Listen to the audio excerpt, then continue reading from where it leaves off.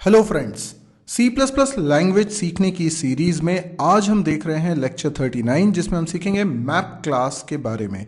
Map class standard template library का हिस्सा है और हम पिछले कुछ वीडियोस से स्टैंडर्ड टेम्पलेट लाइब्रेरी को समझ रहे हैं। मैं यहाँ ये एज्यूम करके चल रहा हूँ कि आपने इसके पहले के लेक्चर्स देखे हैं और टेम्पलेट क्या होता है इसको आप पहले देख चुके हैं।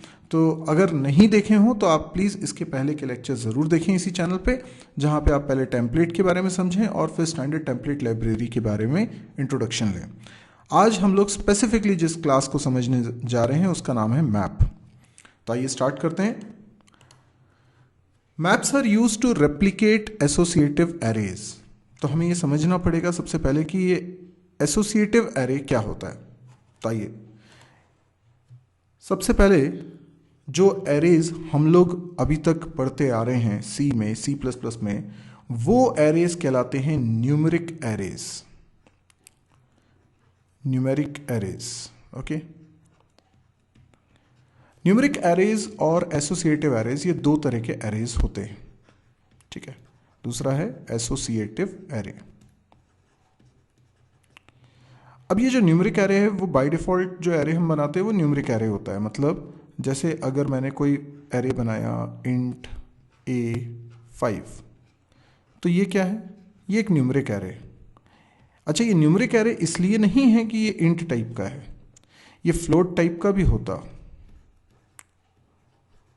तो भी मैं इसे न्यूमेरिक एरे ही कहता, या किसी क्लास टाइप का एरे होता। फॉर एग्जांपल एक क्लास है स्ट्रिंग। स्ट्रिंग क्लास का अगर मैंने एक एरे बनाया तो ये भी न्यूमेरिक एरे कहलाएगा। देखिए, इंट टाइप का एरे बनाने का मतलब क्या हुआ? ये जो एरे बना इसके अंदर 5 इंटीजर वैल्यू हम रख सकते हैं। ये देखिए, मैं 5 ब्लॉक्स बना रहा हूं, तो यहां पे हम 5 वैल्यूज रख सकते हैं। जब मैं फ्लोट टाइप का एक एरे बना रहा हूं तो इसमें मैंने साइज मेंशन किया हुआ है 4। दैट मीन्स मैं इसमें 4 फ्लोट टाइप की वैल्यूज रख सकता हूं। और जब मैंने स्ट्रिंग टाइप का एरे बनाया है तो यहां पर मैंने 3 स्ट्रिंग्स रखने के लिए जगह बना ली है। तो इसका मतलब ये है कि ये इंट एरे है, इसमें इंटीजर रहेंगे। ये फ्लोट एरे है, इसमें फ्लोट वैल्यू रहेंगी। ये स्ट्रिंग एरे है, इसलिए इसमें स्ट्रिंग्स स्टोर होंगी। लेकिन एक बात जो इन तीनों में ही कॉमन है वो ये कि इनके इंडेक्सेस नंबर्स हैं 0, 1, 2, 3, 4।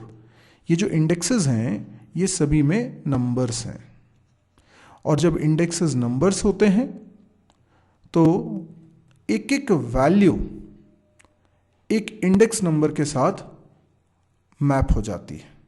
यानी कुछ वैल्यू रखी इंडेक्स नंबर 0 पे, कुछ वैल्यू रखी इंडेक्स नंबर 1 पे, कुछ वैल्यू रखी इंडेक्स नंबर 2 पे, इस तरह से। तो ये इंडेक्स नंबर अगर हमें मालूम है तो हम उस वैल्यू को इजीली एक्सेस कर सकते हैं।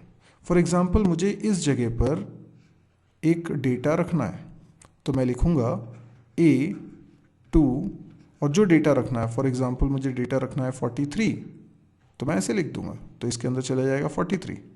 तो इस मेमोरी ब्लॉक को एक्सेस करने के लिए मुझे इसका इंडेक्स नंबर मालूम होना चाहिए। तो ये एरेज जिनमें इंडेक्सिंग नंबर से रिप्रेजेंट होती है वो कहलाते हैं न्यूमेरिक एरेज। तो न्यूमेरिक एरेज का मतलब ये नहीं है कि एरे के अंदर डेटा नंबर्स होगा, बल्कि उसका मतलब है कि उसके इंडेक्सेस नंबर्स होंगे। तो जो लोगों ने अभी तक सी प्लस प्लस ही पढ़ी है और कोई लैंग्वेज नहीं पढ़ी, तो शायद उन्हें एसोसिएटिव एरे नहीं मालूम होगा। तो उनके लिए ये बात थोड़ी सी शॉकिंग हो सकती है, क्योंकि उनको ये मालूम है कि इंडेक्सेस तो हमेशा नंबर्स ही होते हैं और वो हमेशा 0 से स्टार्ट होते हैं। पर ऐसा कोई ज़रूरी नहीं है, इंडेक्सेस ज़रूरी नहीं कि नंबर स्टोर हो। अच्छा, मैं आपको इसका एक एग्जाम्पल देता हूँ। फॉर एग्जाम्पल, आपको एक क्लास में कुछ स्टूडेंट्स हैं, उनके मार्क्स स्टोर करना है। फॉर एग्जांपल 20 स्टूडेंट्स हैं, तो उनके मार्क्स स्टोर करना है। तो आप क्या करोगे? एक एरे बनाते हो। मार्क्स के लिए मैंने नाम रख लिया M, और 20 स्टूडेंट्स हैं तो मैंने 20 का साइज़ ले लिया। तो इसमें 20 वैल्यूज़ में रख पाऊंगा।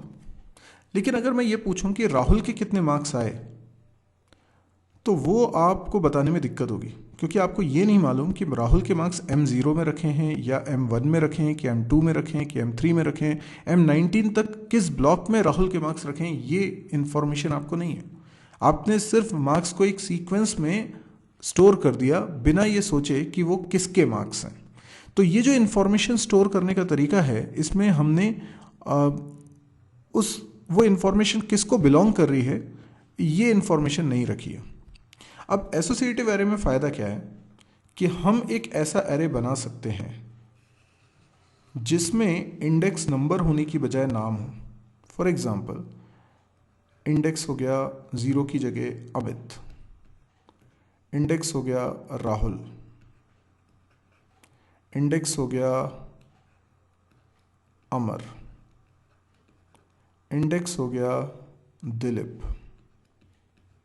अब सोचिए ज़रा, अगर इंडेक्स ये स्टूडेंट्स के नाम हो जाए तो जो मार्क्स यहाँ लिखे हैं वो अमित के हैं, जो मार्क्स यहाँ लिखे हैं वो राहुल के हैं, जो मार्क्स यहाँ लिखे जा रहे हैं वो अमर के हैं, जो मार्क्स यहाँ लिखे जा रहे हैं वो दिलीप के हैं। तो ये पता करना कितना आसान हो जाएगा कि राहुल के मार्क्स कितने आए। अब इस एरे का नाम अगर M होगा तो मुझे सिर्फ इतना लिखना पड़ेगा M, और क्योंकि ये इंडेक्स जो है वो स्ट्रिंग है तो मैं डबल कोट्स में लिख रहा हूँ राहुल। तो ये जो वैल्यू है 23, ये स्ट्रांगली एसोसिएटेड है राहुल से। रियल वर्ल्ड में राहुल और 23 का कनेक्शन बहुत स्ट्रांग है, क्योंकि राहुल वो व्यक्ति है जिसके मार्क्स हैं 23, अमित वो व्यक्ति है जिसके मार्क्स हैं 43। तो अब यहाँ पर एक मीनिंगफुल इंडेक्सिंग हो रही है। तो इस तरह की इंडेक्सिंग जब हम करते हैं तो ये जो हमारा एरे है ये एसोसिएटिव एरे कहलाता है। तो अभी तक तो इंडेक्सिंग बाय डिफ़ॉल्ट 0 से ही स्टार्ट हो रहे थे, नंबर्स थे, एक सीक्वेंस में थे। अब हम बात कर रहे हैं एक ऐसे एरे की जिसमें इंडेक्सेस नाम है, और वो भी हम जो चाहें वो नाम है। तो इस तरह के एरे को हम एसोसिएटिव एरे कहते हैं। अब ये एसोसिएटिव एरे C++ में कैसे बनाया जाता है, तो इसके लिए मैप क्लास का इस्तेमाल किया जाएगा। मैप कंटेन्स सॉर्टेड की वैल्यू पेयर। अब ये की वैल्यू पेयर क्या होता है? की वो इंफॉर्मेशन है जिसको हम इंडेक्स बोलेंगे।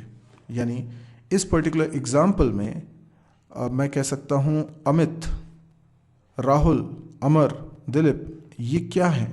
ये हैं की वैल्यूज़। की और वैल्यूज़ क्या है? वैल्यूज़ वो हैं जो इनके अंदर रखी हुई है, ये वैल्यूज़ है। तो आप देख सकते हैं की वैल्यू पेयर है, मतलब की हो गई अमित और वैल्यू हो गई 43, की हो गई राहुल और वैल्यू है 23, की हो गई अमर और वैल्यू हो गई 51। तो ये जो चीज़ें हैं ये है कीज़ और ये हैं वैल्यू। तो की वैल्यू के पेयर में डेटा है, तो उसमें से की जो है वो हमने इंडेक्स बना लिया और वैल्यू जो है उसके अंदर डेटा के रूप में रख लिया। तो की वो इन्फॉर्मेशन है जो अगर हमें पता चलेगी तो हम एक्चुअल डेटा को एक्सेस कर सकते हैं, क्योंकि हमें सिर्फ इंडेक्स की जगह पर वो की लिखनी। तो जब भी हमको अगर की पता है तो हम एरे में इंडेक्स की जगह पर की लिख देंगे और उससे हमें पता चल जाएगी वैल्यू। तो मैप्स कंटेन स्टोर्ड की value pair in which each key is unique. अच्छा, ये बहुत इंपॉर्टेंट है कि हर एक की वैल्यू, मतलब जो की है वो यूनिक हो। यानी अब दो इंडेक्सेस अमित नाम के नहीं हो सकते ना, तो यूनिक होना जरूरी है। तो maps contain stored value pair in which each key is unique and can not be changed. अच्छा, एक बार आपने कोई की बना ली तो आप उसको चेंज नहीं कर सकते, यानी ये अमित अमित ही रहेगा। आप सोचें कि थोड़ी देर बाद हम इसका नाम चेंज करके कुछ और कर सकते हैं, तो नहीं, हम ऐसा नहीं कर सकते।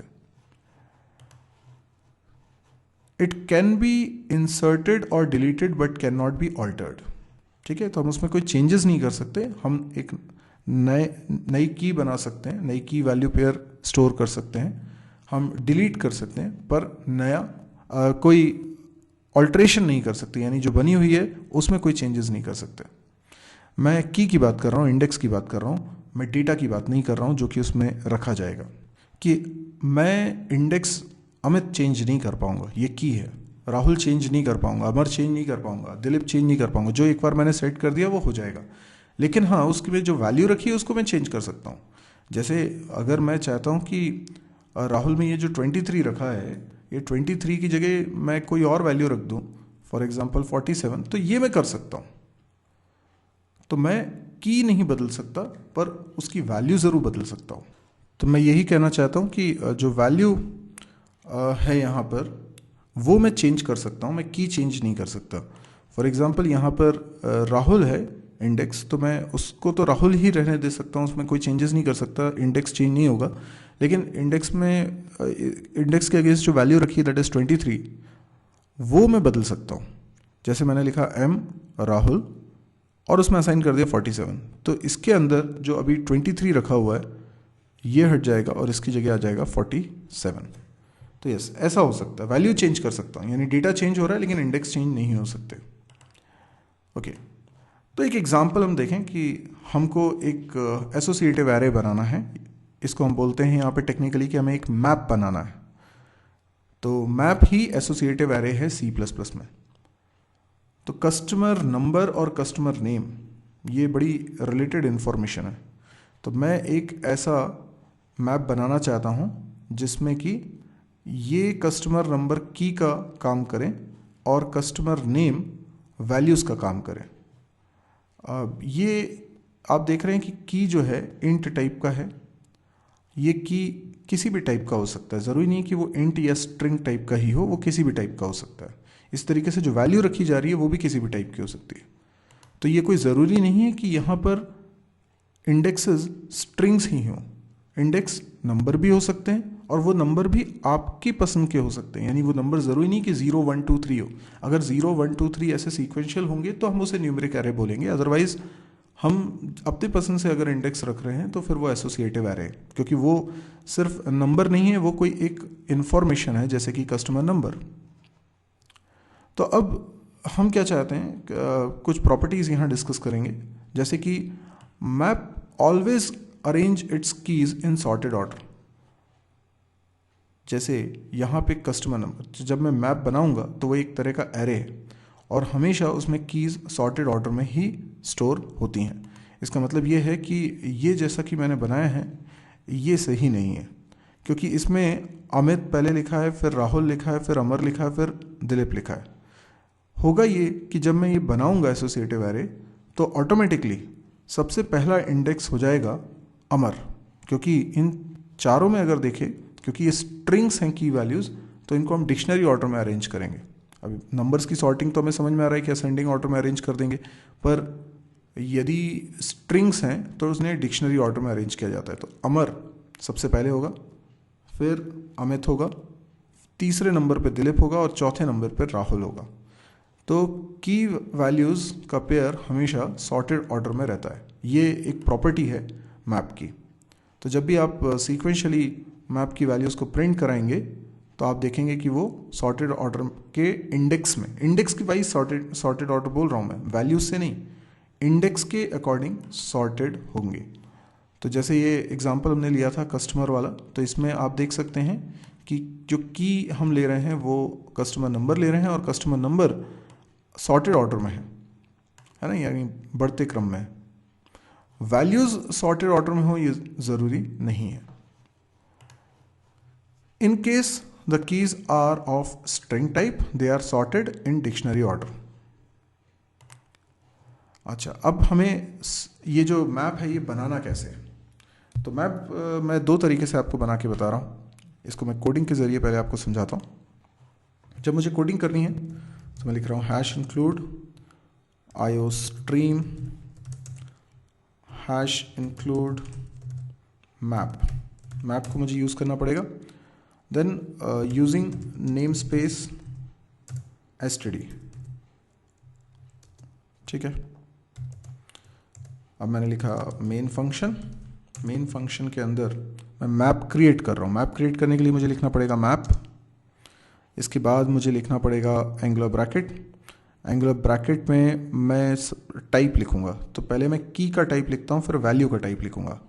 तो अगर मुझे स्टोर करना है कस्टमर और कस्टमर नेम, तो कस्टमर नंबर जो है वो की है, तो क्या करें, कस्टमर नंबर इंट टाइप का है इसलिए पहला इंट लिख देता हूँ, और दूसरा कस्टमर नेम रखना है तो वो स्ट्रिंग टाइप का है, तो मैंने स्ट्रिंग लिख लिया।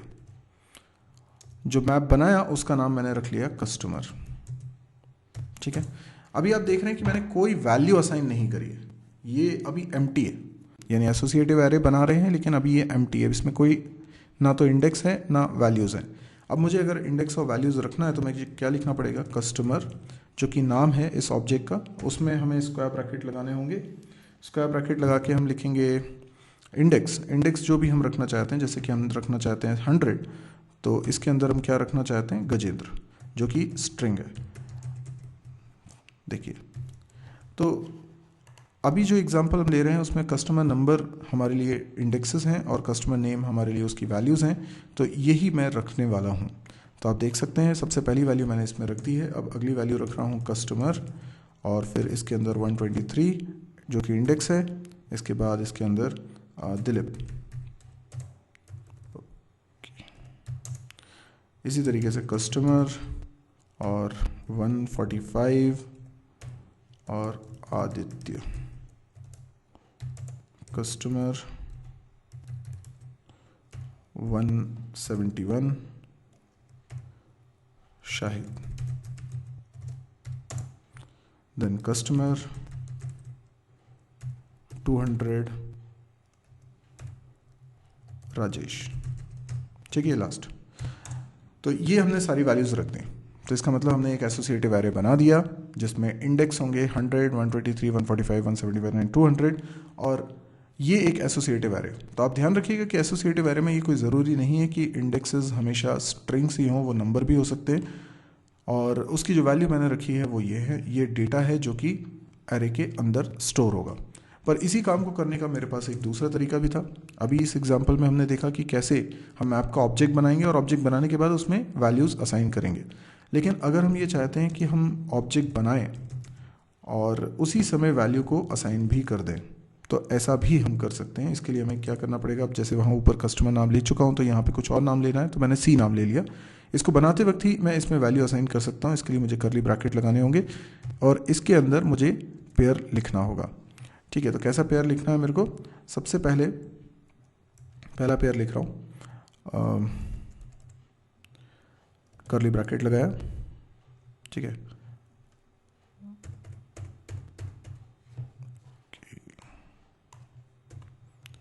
यहीं पे लगा देता हूँ, ये कर्ली ब्रैकेट लगाया और इसके अंदर सबसे पहले मैंने लिखा की और उसके बाद मैंने लिखी वैल्यू, दैट इज गजेंद्र। ठीक है, कर्ली ब्रैकेट क्लोज करता हूँ, कॉमा लगाता हूँ, फिर अगला कर्ली ब्रैकेट, अगली वैल्यू मतलब की और उसके बाद दिलीप। Got it. इसी तरीके से अगला यानी 145 और वैल्यू के रूप में लिखूंगा आदित्य। ठीक है, कॉमा, फिर कर्ली ब्रैकेट, अगला है 171 शाहिद एंड लास्ट है 200 राजेश। ठीक है, अच्छा ये चीज़ आप आखिरी में भी लिख सकते हैं, जैसे ये मैंने लास्ट में नीचे लिख दिया है ना, इसको आप ऊपर भी कर सकते हैं शिफ्ट। ये देखिए, तो एक ही लाइन में हो गया। आप देखिए यहाँ पे मैंने मैप बनाया, सी बनाया और वैल्यूज़ का पेयर करता जा रहा हूँ। ये कर्ली ब्रैकेट में मैंने लिखा की और वैल्यू, फिर की और वैल्यू, ऐसे कॉमा से सेपरेट करते हुए लिखता जा रहा हूँ। लास्ट में curly bracket close and semicolon. तो ये दूसरा तरीका हो गया जिसमें हम ऑब्जेक्ट बना रहे हैं और उसी समय उसमें वैल्यू भी असाइन कर रहे हैं। अब हमारे पास कुछ यूज़फुल फंक्शन है मैप क्लास में जिनका हम अभी डेमोन्स्ट्रेशन देखते हैं। सबसे पहले हम देखते हैं ऐट और ये स्क्वायर ब्रैकेट को। तो अगर मुझे ये वैल्यूज़ प्रिंट करानी है, फॉर एग्जांपल कस्टमर वाले मैप में जो वैल्यूज़ रखी है उनको डिस्प्ले कराना है, तो मैं कैसे करा सकता हूँ। देखिए मैंने लिखा, एक लूप लगाता हूँ, इंट आई की वैल्यू, अच्छा प्रॉब्लम क्या है यहाँ पर, ये न्यूमेरिक एरे नहीं है, तो यहाँ पे इंडेक्स 0 से एक एक करके नहीं बढ़ने वाले, तो यहाँ पर आपको यूज़ करना पड़ेगा इटरेटर को। अगर आप इटरेटर अभी नहीं समझते हैं तो भी मैं कोड लिख के बताता हूँ, आप उसको समझने की कोशिश करिएगा, और नहीं समझ में आता है तो कोई टेंशन मत लीजिए, अभी आगे इटरेटर के भी हमें लेक्चर्स देखने हैं। अगर इटरेटर के बिना मैं प्रिंट करता हूँ तो मैं सिंपली इस तरीके से प्रिंट करूँगा, सी आउट लिखा मैंने, और मैं यहाँ पे लिखता हूँ कस्टमर, और स्क्वायर ब्रैकेट में लिख देता हूँ 100। ठीक है, क्या वैल्यू प्रिंट करेगा, एक्सपेक्टेड है गजेंद्र प्रिंट करेगा, देखता हूँ रन करके, आप देख सकते हैं कि वैल्यू जो प्रिंट हो रही है दैट इज गजेंद्र। अगर मैं यहीं पर एक और बार यही स्टेटमेंट लिख दूं और 100 की जगह पर मैं 101 लिख दूं, तो आप जानते हैं कि इस तरह का कोई इंडेक्स एग्जिस्ट नहीं करता है। तो जब मैं इसको रन करूंगा तो क्या होगा, कुछ भी प्रिंट नहीं हो पाएगा। मतलब गजेंद्र तो इसलिए प्रिंट हो रहा है क्योंकि हमने पहले कस्टमर 100 लिखा है, पर कस्टमर 101 एग्जिस्ट नहीं करता है, तो कोई एरर भी नहीं आई, लेकिन कुछ प्रिंट भी नहीं हुआ। अभी अगर मैंने 123 लिखा होता तो दिलीप प्रिंट हो जाता, लेकिन दोनों के बीच में कोई गैप नज़र नहीं आता, इसलिए मैं यहाँ पर एंड एल लगाता हूँ ताकि वो अलग लाइन से दिखाई दे। इसी प्रकार मैं नीचे में भी एंड एल लगा देता हूँ। ठीक है, और इसके बाद एक और सी आउट कस्टमर और 145। ठीक है, इस तरीके से 3 वैल्यूज प्रिंट होने वाली हैं, सबसे पहले गजेंद्र, फिर दिलीप, फिर आदित्य। रन करता हूँ। ओके, एक एरर है, मैंने यहाँ पे एक सिंबल कम लगाया है। ओके, आप देख सकते हैं पहली वैल्यू गजेंद्र, फिर दिलीप, फिर आदित्य। ओके, लेकिन मैं एक एक करके वैल्यू प्रिंट करा रहा हूँ, मुझे तो लूप के थ्रू इसको प्रिंट कराना चाहता हूँ। तो अगर इटरेटर के थ्रू हमें इसको प्रिंट करवाना है, ये पांचों वैल्यूज़ को एक्सेस करना है, तो हमें किस तरीके से काम करना होता है। देखिए, सबसे पहले हमने लिखा मैप, हमने बताया हम एक इटरेटर बना रहे हैं, इटरेटर बना रहे हैं तो किस टाइप की वैल्यू को पॉइंट करेगा, तो मैप टाइप की वैल्यू को पॉइंट करेगा जिसमें पेयर इंट और स्ट्रिंग के हैं। ठीक है, इंट की है और स्ट्रिंग वैल्यू है। और उसके बाद हमने लिखा इटरेटर,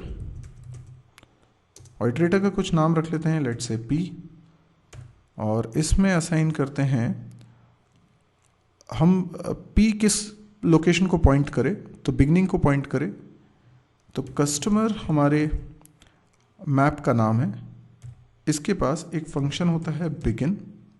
ये आप देखेंगे कि सभी जो कंटेनर क्लासेस हैं उनके पास ये बिगिन मेथड होता है। ये बिगिन मेथड बेसिकली इटरेटर को स्टार्टिंग लोकेशन पे पॉइंट कराने के लिए होता है। तो P नाम का एक इटरेटर बन गया है जो इस एसोसिएटिव एरे के बिगिनिंग को पॉइंट कर रहा है। अब मैं एक लूप लगाता हूँ जो तब तक चले जब तक पॉइंटर एंड को पॉइंट ना करने लगे, यानी कस्टमर डॉट एंड। ठीक है, जब तक वो एंड को पॉइंट नहीं करेगा, अभी P शुरुआत में बिगनिंग को पॉइंट कर रहा है, जब तक इस एसोसिएटिव एरे के लास्ट को यानी एंड को पॉइंट नहीं करेगा तब तक ये लूप चलाएगा। और इसमें हम प्रिंट क्या कराएंगे, हम प्रिंट कराएंगे P एरो सेकेंड, यानी P पॉइंट कर रहा होगा एसोसिएटिव एरे में पहले वाले डेटा को, तो उसमें दो चीज़ें रखी हुई हैं, एक रखा है इंडेक्स और एक रखी है वैल्यू। तो जो इंडेक्स है वो प्रिंट कराना है तो P एरो फर्स्ट लिखिए, और अगर आपको वैल्यू प्रिंट करानी है तो लिखना पड़ेगा P एरो सेकेंड। इसके बाद मैं एंड एल लगा देता हूँ जिससे कि लाइन चेंज हो जाए, और हर बार P को इंक्रीमेंट करना मत भूलिए ताकि P नेक्स्ट ब्लॉक को पॉइंट करने लगे, यानी नेक्स्ट पेयर को पॉइंट करने लगे। तो ये हमने कोडिंग लिख दी, अब इसको रन करके देखते हैं। आप देख सकते हैं कि पांचों वैल्यूज़ यहाँ पे प्रिंट हो गई। तो अगर मैप को हमें एक्सेस करना है सीक्वेंशियली तो इस तरीके से एक्सेस किया जा सकता है। और भी कई सारे फंक्शंस हैं इसमें। अभी हम लोग ने देखा कि किस तरीके से इसको एक्सेस करेंगे और सब वैल्यूज़ को प्रिंट कराएंगे, और हमने ये भी देखा कि इंडिविजुअली एक एक वैल्यू को कैसे प्रिंट कराएंगे। तो उस समय हमने स्क्वायर ब्रैकेट का यूज़ किया था। हम ऐट का भी इस्तेमाल कर सकते हैं। ऐट का इस्तेमाल किस तरीके से होगा उसको भी समझिए। जैसे मैंने लिखा कस्टमर डॉट एट, और एट पे मैं की लिख दूंगा, जैसे की मैंने लिख दी 145, ठीक है। तो ये मुझे रिटर्न करके क्या दे देगा, वैल्यू। तो मैं ये सी आउट करा देता हूँ, ठीक है। ओके, ये लास्ट में प्रिंट होगी, पहले तो ये 5 प्रिंट हो जाएंगे नाम, उसके बाद ये प्रिंट होगा, और 145 पे क्या है, आदित्य। तो देखिएगा ये तो पुराना है, दोबारा रन करता हूँ। आप देख सकते हैं लास्ट पे भी मुझे आदित्य दिख रहा है, क्योंकि ये लास्ट वाला प्रिंट हुआ है इस लाइन की वजह से। तो ऐट भी लगभग वही काम करता है, आप इंडेक्स इसको बताइए, ये उस इंडेक्स पे रखी वैल्यू आपको रिटर्न करके देगा। Got it. और भी फंक्शन जैसे साइज़, ये साइज़ फंक्शन क्या करेगा, जैसे अगर मैं यहीं पर साइज़ फंक्शन को कॉल कर लूँ तो मैं लिखूँगा कस्टमर डॉट साइज़। अब ये साइज़ फंक्शन मुझे क्या रिटर्न करके देगा, कितनी वैल्यूज़ इसके अंदर है। अभी कितने पेयर हैं इसमें, 5 पेयर्स है ना। तो ओके, मैं रन करता हूँ, आप देख सकते हैं लास्ट में वैल्यू आ रही है 5, यानी पहले 5 वैल्यूज़ मैंने प्रिंट करा ली लूप की मदद से, और ये 5 प्रिंट हो रहा है क्योंकि हमने प्रिंट कराया है साइज़। फिर एक फंक्शन है एम्प्टी, इसके थ्रू आप ये चेक कर सकते हो कि एरे एम्प्टी है क्या, ये मैप एम्प्टी है क्या। तो मैं इसको चला के दिखाता हूँ, जैसे मैं यहाँ पर लिख दूँ एम्प्टी, और इसको रन करते हैं। आप देख सकते हैं ये 0 दे रहा है, इसका मतलब है कि ये एम्प्टी नहीं है। अगर ये एम्प्टी होता तो रिटर्न होता 1। फिर अगला है इंसर्ट। अच्छा, क्लियर का मतलब क्या है, क्लियर को कॉल करूँगा तो पूरा डेटा इसमें से रिमूव हो जाएगा, और अगर मैं इंसर्ट को कॉल करूँगा तो इसमें डेटा इंसर्ट कर सकता हूँ। अब इंसर्ट की मदद से डेटा कैसे इंसर्ट करते हैं, कस्टमर डॉट इंसर्ट, ठीक है। और इंसर्ट फंक्शन में हम हम 2 चीज़ों को पास करना चाह रहे हैं। हम पहली वैल्यू पास करना चाहते हैं इंडेक्स, जो कि हो सकता है 205 हो, और दूसरी वैल्यू पास करना चाहते हैं स्ट्रिंग, जो कि कुछ नाम है। लेकिन ये ऐसा चलेगा कि नहीं चलेगा उसको देखना है, ठीक है। अगर कोई एरर नहीं आई तो चलेगा, ठीक है, पर ये एरर दे रहा है, मतलब इस तरीके से आप इंसर्ट नहीं कर सकते। इंसर्ट करने के लिए आपको पेयर बनाना पड़ेगा। पेयर कैसे बनाएंगे, जैसे मैंने लिखा पेयर, और फिर पेयर में ये 2 वैल्यूज़ हम, ठीक है, पेयर में 2 वैल्यूज़ लिख दी। लेकिन पेयर में मुझे यहाँ पे बताना भी पड़ता है कि टाइप क्या है। पेयर क्लास हम ऑलरेडी पहले ही देख चुके हैं। तो अभी आप देख रहे हैं कि ये प्रोग्राम रन हो रहा है, कोई दिक्कत नहीं हो रही है, इसका मतलब कि ये सिंटैक्स बिल्कुल सही है। हमने क्या किया, इंसर्ट किया एक पेयर को। पेयर क्या है, पेयर है इंट और स्ट्रिंग का, एक इंट वैल्यू एक स्ट्रिंग वैल्यू का, और ये हमने किस में इंसर्ट कर दिया है, कस्टमर में। तो ये बहुत ही सिंपल हो गया कि मैप के अंदर अगर मुझे वैल्यूज़ इंसर्ट करनी है तो इंडेक्स और वैल्यू का पेयर बना के, यानी की वैल्यू पेयर बना के हम इंसर्ट फंक्शन में पास कर दें। अच्छा, अगर यही स्टेप मैंने पहले लिख दी होती, ठीक है, यहाँ पे लिख देता हूँ, तो क्या होता, जब ये लूप चलेगा ना, तो ये लूप चलेगा तो ये 205 वाली वैल्यू भी प्रिंट होगी। एक बार रन करके देखते हैं, आप देख सकते हैं सौरभ भी प्रिंट हो रहा है। इसका मतलब ये हुआ कि ये भी अपना काम कर रहा है। तो हमने इस तरीके से तो वैल्यू असाइन करी ही है, लेकिन हम इंसर्ट फंक्शन की मदद से भी वैल्यू असाइन कर सकते हैं। लेकिन इंसर्ट फंक्शन की मदद से हम जो वैल्यू असाइन कर रहे हैं, तो पेयर को पहले पेयर बनाना पड़ेगा, यानी ये जो 2 वैल्यूज़ हम इंसर्ट कर रहे हैं सीधे सीधे कॉमा सेपरेट करके आप आर्ग्यूमेंट के रूप में पास नहीं कर सकते, बल्कि इंसर्ट के अंदर आपको पास करना पड़ता है कोई टेम्पलेट क्लास का ऑब्जेक्ट। तो यहाँ पे मैंने पेयर क्लास का ऑब्जेक्ट पास किया है। तो ये सिंटैक्सेस आपको थोड़ा सा कंफ्यूजिंग लग सकते हैं शुरुआत में अगर आप पहली बार कर रहे हैं तो, लेकिन आप थोड़ा सा इनको देखेंगे, यूज़ करेंगे, तो मुझे लगता है ये आपको ज़्यादा ईजी लगने लगेंगे। तो अभी आपने देखे ये सारे फंक्शंस किस तरीके से हम यूज़ कर रहे हैं, तो मैप क्लास तो बहुत ही यूज़फुल होगी। अब यदि आपको ये वीडियो पसंद आया तो आप इसको लाइक करिए। यदि आपको लगता है कि इस तरह के और वीडियोस देखने में आप इंटरेस्टेड हैं तो आप इस चैनल को सब्सक्राइब करिए। यदि आपको लगता है कि इससे रिलेटेड कुछ डाउट्स हैं तो आप कमेंट्स के जरिए डाउट पूछ सकते हैं, या मेरा व्हाट्सएप नंबर है, उसमें भी आप मेरे से डाउट्स पूछ सकते हैं। मैं पूरी कोशिश करूँगा कि आपको समय से रिस्पॉन्ड कर सकूँ, पर क्योंकि बहुत सारे मैसेजेस आते हैं तो कई बार हो सकता है स्किप हो, लेकिन मैं पूरी कोशिश करता हूँ अपनी तरफ से कि मैं आपको रिस्पॉन्स कर पाऊँ। इसके अलावा मेरी एक वेबसाइट है www.mysirji.com। आप इस वेबसाइट को ज़रूर से विजिट करें। इस वेबसाइट पे आपको C++, जावा, PHP, MySQL, data structure, DBMS, इन सभी सब्जेक्ट्स के पूरा वीडियो लेक्चर से कोर्स कंप्लीट मिल जाता है। तो अगर आप इनमें से कोई भी कोर्स करना चाहते हैं तो वीडियो लेक्चर्स के थ्रू देख सकते हैं। तो हो सकता है यूट्यूब में आपको वीडियोस देखने में, ढूंढने में दिक्कत जाए, क्योंकि अलग अलग चैनल्स हैं मेरे। हो सकता है आप एक ही चैनल को देख रहे हैं, बाकी चैनल्स आपको नहीं मालूम। तो इस वेबसाइट पे आपको सभी चैनल्स के लिंक भी मिल जाएंगे। मैं डेली एक वीडियो अपलोड करता हूँ इस वेबसाइट पे, तो आपको जब भी इस वेबसाइट को आप ओपन करेंगे तो आपको हमेशा कुछ नए वीडियोस दिखाई देंगे। डेली वीडियोस अपलोड करने के अलावा इस वेबसाइट की एक खास बात यह है कि इसमें सारे वीडियोस हिंदी में हैं, और मैं समझता हूँ बहुत सारे लोग हैं जिनको इस तरह की वीडियोस की ज़रूरत है जो हिंदी में कम्युनिकेट करते हों। सारे के सारे video lectures free of cost हैं, आपको कोई भी चार्ज कहीं पे नहीं करना है। लेकिन मेरी एक रिक्वेस्ट ज़रूर है कि हमारा जो मकसद है कि हम ज़्यादा से ज़्यादा लोगों तक ये वीडियोस को पहुंचाएं, उसमें आप मेरे को सहयोग करें। यदि आपको वीडियोस पसंद आ रहे हैं तो प्लीज़ आप इसको अपने फेसबुक वॉल पे शेयर करें। आप इस वेबसाइट को भी शेयर कर सकते हैं, आप वीडियोस को भी शेयर कर सकते हैं। Thank you.